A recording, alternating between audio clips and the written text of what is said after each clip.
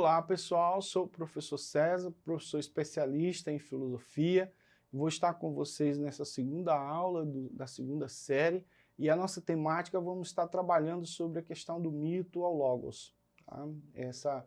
Na aula anterior nós estivemos falando sobre a origem do mito, a importância desse mito, né, que é uma linguagem poética, narrativa, que fala sobre o mundo físico e o mundo não físico e as relações com as divindades. E agora vamos procurar entender qual é a importância dessa relação com o Logos, né? O Logos, que é a razão, é o racional, né? A interpretação desse mundo levado, né, à razão, usando todos os elementos, né, como a lógica para tentar explicar o mundo, né? Então vamos lá ao nosso conceito pré-socráticos do mito ao Logos. A filosofia nasceu com o surgimento de uma forma de investigar a realidade, que é a physis. Então, esse primeiro momento aí da physis, nós podemos dizer que foi constituído por todos os pré-socráticos, né? Todos aqueles que foram antes de Sócrates. É um mundo onde os filósofos tentavam explicar a relação do homem com a natureza, né, e a explicação do mundo sensível e do suprassensível a partir da natureza, ou da cosmovisão que eles tinham, né? Eles são considerados naturalistas também, ou cosmológicos, né? Ou seja, eles olhavam para o cosmos e procuravam explicar.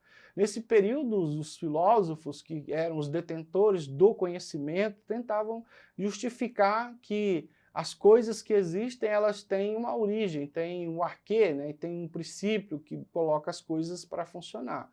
Muitos deles se apoiavam na terra, outros se apoiavam no céu, outros se apoiavam no fogo, outros na água. Por exemplo, Tales de Mileto dizia que tudo que existe tem a água. Por exemplo, o ser humano é constituído de 70% de água. A terra, para ele, tinha uma constituição, né, que era feita totalmente de água. Então, sem a água não há vida. Então, de certa forma, Tales, que foi o primeiro pensador, ele tem uma certa razão. Mas outros filósofos também desenvolveram esse princípio, essa investigação. Outros falaram que o homem é constituído de átomo, né, que é uma pequena partícula, a menor partícula que existe, né? E hoje a ciência estuda justamente os átomos, né, os carbonos, né, que existem, né, os gases que constituem a atmosfera da Terra. Então, esse primeiro momento é também constituído da mitologia, ou seja, da pessoa que acredita nas divindades criadas, né, por esses filósofos. E aí, esse mundo que é constituído pelo conhecimento da physis, né, que mais tarde vai ser, hoje, esse mundo físico sustentado pelos materialistas, ou fisicalistas, as pessoas que são materialistas, que não acreditam nada que é espiritual, eles acreditam naquilo que pode ser tocado, medido, somado, calculado, aquilo que é matéria. Então, até que se chegasse em Sócrates, que é o primeiro pensador, né, dessa corrente de pré-socráticos, que vai botar um pé na parede e vai dizer que não parte a explicação do mundo não é a partir do cosmos, não é a partir da física, mas sim do homem. O homem, ele detém o conhecimento, mas esse conhecimento que ele tem pode ser uma aporia, pode ser um falso conhecimento.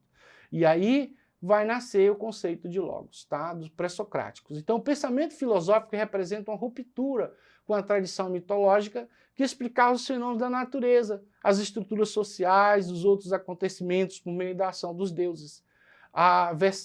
O verão, a primavera, por exemplo, eram causados pela visita de Persépones ao Olimpo e sua volta ao reino de Hades, que tinha como efeito o outono e o inverno. A tempestade, o trovão, eram causados por Zeus, né? Deus dos raios e autoridade máxima entre os deuses. Os nobres gregos seriam descendentes desses deuses do Olimpo, portanto, tinham uma linhagem divina. Esses são exemplos do pensamento mítico que seria superado pelos primeiros filósofos, tá? Então, nós temos aí a imagem do mito da caverna, citado, né, por Platão, né, a respeito da situação e da ignorância dos gregos, né, que precisavam sair desse mundo de fantasia, né? Característica do mito. O mito ele é alegórico, né? É uma figura de linguagem, uso de retórico, né? que tenta relatar, tenta explicar, né, o mundo suprassensível, o mundo espiritual. Ele é dogmático, né? O mito é dogmático, é um termo usado pela filosofia, pela religião. Dogmatismo é toda doutrina que afirma a capacidade do homem de atingir a verdade absoluta, indiscutível, né? Nós não podemos atingir. Por mais que a gente tente conhecer Deus, se aproximar de Deus, a gente não pode. Ninguém jamais viu a Deus, né? Então, ninguém vai conseguir chegar a esse princípio absoluto. A gente pode pensar, intuir, ou seja, usar a intuição para pensar sobre a divindade. É isso que Immanuel Kant vai falar, né? A gente pode pensar, intuir, e ele vai chamar isso de númeno, mas as demais informações e o conhecimento, eles chegam a nós a partir dos sentidos, que pode ser enganoso. A gente pode estar ouvindo uma coisa que pode não ser aquilo, ser a verdade. A gente pode estar provando o sabor de uma fruta que a gente jura que é uma fruta e às vezes é outra fruta, né? Então, aqui na região existe duas frutas que têm quase que o mesmo cheiro, né? Que é o noni, e tem outra frutinha que dá na região aqui que é o jequitibá, se não me engano. É uma frutinha que tem o mesmo cheiro. Aí você vai provar, é a mesma coisa, mas aí são frutos diferentes, tá? Então, o mito também é ingênuo, né? Porque ele não questiona o mundo, ele não questiona a divindade, né? Ele não tem malícia, né? Ele é ingênuo. Então, ele é desprovido do senso crítico. Capacidade do homem de desenvolver o seu senso crítico é fundamento da história. A palavra crítico vem de origem grega, que significa aquele que pergunta. E ele faz parte de um sistema religioso, né? O mito ele está intrínseco justamente nisso, numa coletividade, quando todo mundo resolve pensar, né? Ele não é metódico, ele é contemplativo, ele busca a explicação do belo e vê a beleza. Quando a gente vê as obras feitas dessas estátuas de Zeus, de Poseidon, de Hera, né? A gente vai olhar para essas artes, ela não é uma arte que tem uma segunda verdade, existe um duplo sentido por trás disso. Não, vai só apresentar a beleza da divindade, vai apresentar aquilo que ela representava como fonte de inspiração religiosa. Hoje as artes elas têm outro fundo, ela tem outra verdade. A gente pega um celular, por exemplo, ele é belo, mas ele só é belo para vender, né? A gente vai ver a beleza por trás do comércio, tudo bem? Então vamos prosseguir.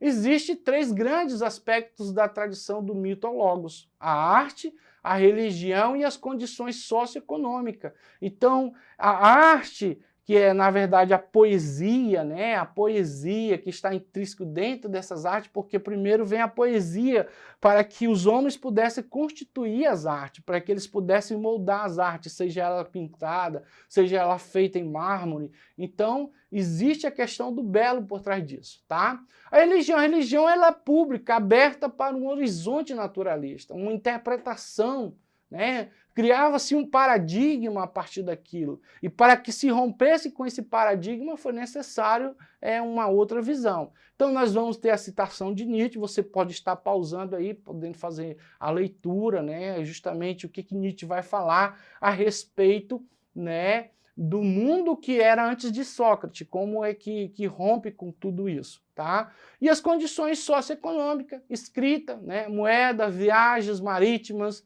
liberdade política, noções de direito, cidadania e democracia. Então essas condições socioeconômicas, elas favoreceram o surgimento do logos dentro daquilo que estava sendo produzido como mítico, né? Não querendo dizer que foi uma perda assim repentina, não. Foi uma ruptura que aconteceu aos poucos, sendo que mais tarde Aristóteles vai fazer a sua grande teoria, né? E aí as coisas vão se direcionar para outro lado, tá bom?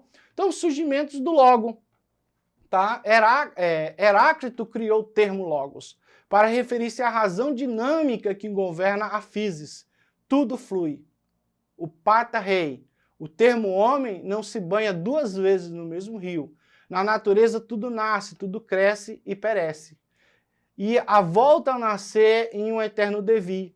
Heráclito comparou o Logos ao fogo, a realidade é eterna e circular. Não existindo um momento de criação. Essa perspectiva circular é radicalmente oposta ao linear, estabelecida por Platão, porque Platão ele vai criar um mundo sensível, suprassensível, né, linear. Então, tudo que está acima dele, existe, por exemplo, a ideia de César que é perfeito, que não vai morrer, que não vai perecer, e existe uma ideia de César que ele vai envelhecer e vai morrer. Então, a ideia de Platão é que para cada coisa que existe aqui, existe uma coisa lá eterna que ela é imutável, certo? Então daí, mais tarde, Agostinho de Hipona vai criar a questão do mundo também de uma outra subjetividade. Ele vai criar a cidade de Deus e a cidade dos homens, né? Sendo que a cidade dos homens, os homens pecam, se prostituem, fornicam, matam, roubam, e a cidade de Deus, os homens são perfeitos e não têm imperfeição, tá? Esse momento da história da humanidade, ocorrido na Grécia entre os séculos 7 e 5, foi chamado de passagem do mito ao Logos, né?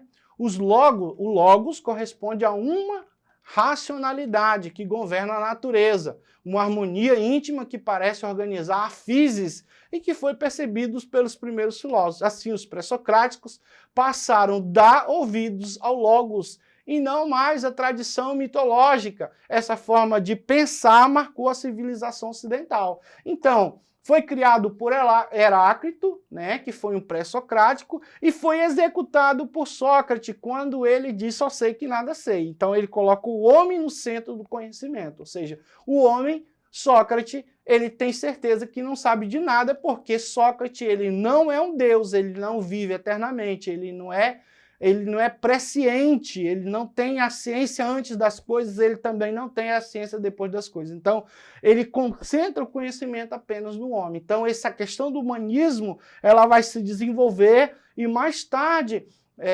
quando houve a ruptura, né, do período medieval com o moderno, né, um pensador, René Descartes, ele usa o cogito ergo sum, ou seja, penso, logo existo. Quem pensa? O homem. Né? Se ele pensa, ele existe. Então, o humanismo vai de Sócrates a René Descartes e, posteriormente, a ciência e o logos vai se desenvolver. Tá bom? Então, pessoal, concluímos. O termo pré-socrático tornou-se pejorativo, pois seria uma filosofia inicial, ainda não amadurecida, que iria brilhar de fato apenas com Sócrates, Platão e Aristóteles. Mas Nietzsche e Heidegger irão chamar a atenção para o vigor do pensamento desses filósofos, para combater a visão negativista. Heidegger o chama de originário, e Nietzsche chegou a afirmar que a verdadeira filosofia era feita somente pelos pré-socráticos, pois valorizava a vida, o mundo, as riquezas as simbólicas do mito, enquanto que a filosofia iniciada com Platão seria um erro, pois voltava-se para um suposto mundo espiritual, desconectando o homem da realidade da vida, tornando-o fraco e doente. Essa crítica Nietzsche vai fazer justamente com o nascimento da tragédia, e vai acusar Sócrates de ter trazido esse conhecimento fabuloso para o homem, fazendo o homem perder o brilho das danças de Dionísio, que Dionísio é conhecido como o rei da bacanagem, da prostituição, das virgens, das difetas, dos sátiros, que são o homem com as pernas de bode, que está sempre de membro ereto. Então, pessoal, vocês vão visualizar aí nós se exercitando, não vai dar tempo, e a questão certa seria essa, tá bom? O professor César fica por aqui, acessa a plataforma Eduque e tem acesso a todo o conhecimento lá produzido na plataforma. Obrigado, tchau.